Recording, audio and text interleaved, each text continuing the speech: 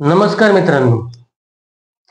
अत्याचार प्रतिबंध कायद्याची पुढील दिशा समजून घ्यायची असेल तर मी तुमचा मित्र ॲडव्होकेट मनीष रणशूर तुमचं आजच्या या प्लॅन इंडियाच्या यूट्यूब चॅनलमध्ये सहर्ष स्वागत करतो.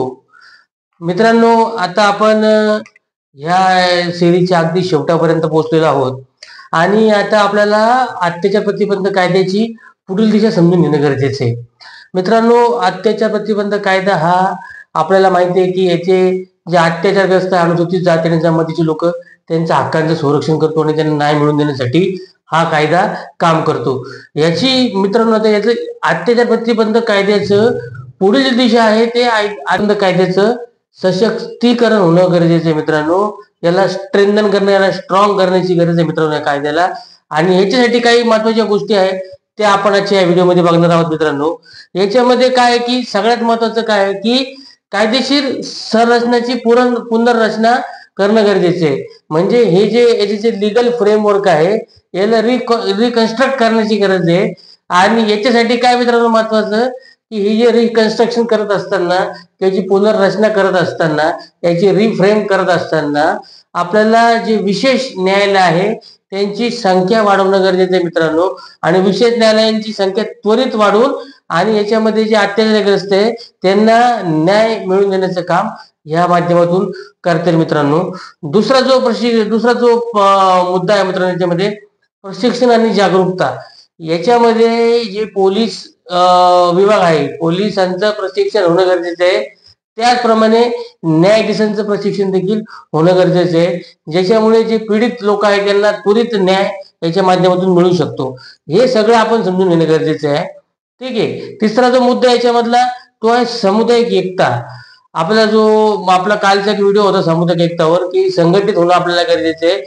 जर आपण एकत्र आलो, आपण जर संघटित झालो आणि आपल्या विरुद्ध जे न्याय आहे, अत्याचार होतात त्याच्यावर जर आपण सगळ्यांनी एकत्रितपणे न्याय मागण्याचा प्रयत्न केला तर आपल्याला नक्की न्याय याच्यामधून मिळू शकेल.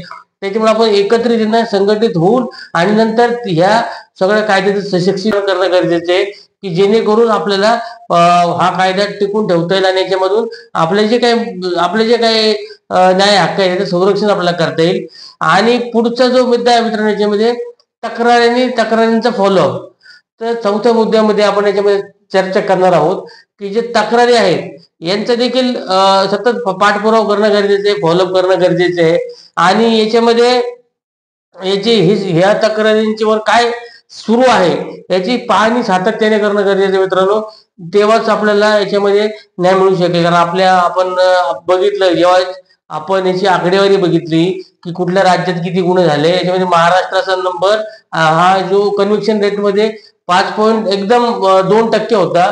म्हणजे 5.2% लोकांना फक्त महाराष्ट्रातल्या कन्व्हिक्शन झालेले, त्यांना शिक्षा ठोठावण्यात झालेली आहे. म्हणजे जवळजवळ 95% गुन्हे जे दाखल झाले त्याच्यावर कुठल्या प्रकारची कारवाई झाली नाही किंवा त्यांना निर्दोष सोडून देण्यात आले असंच आपल्याला म्हणता येईल या माध्यमातून. त्याच्यामुळे लक्षात ठेवा मित्रांनो, याच्यामध्ये ह्या तक्रारींचा फॉलोअप घेणं आणि याची पाहणी सातत्यानं करणं गरजेचं आहे. जर मित्रांनो आपण हे सगळं करू शकलो तर हा जो आपला कायदा आहे ॲट्रॉसिटी ऍक्ट, हा आपल्याला चांगलं सशक्तीकरण करून हा आपल्याला टिकून ठेवता येईल आणि त्याच्या माध्यमातून आपले न्याय हक्क आपल्याला मिळवता येतील. मित्रांनो, आजच्या व्हिडिओमध्ये इतकंच. जर हा व्हिडिओ तुम्हाला आवडला असेल तर आपल्या प्लॅन इंडिया लीगल या युट्यूब चॅनलला तुम्ही लाईक करा, हा व्हिडिओला तुम्ही शेअर करा. तुमचे जर काही प्रश्न असतील तर तुम्ही ते प्रश्न कमेंट बॉक्समध्ये लिहायला विसरू नका. आणि हो, याच्यामध्ये सगळ्यात महत्वाचं आहे जय भारत, जय संविधान, जागते रहो. धन्यवाद.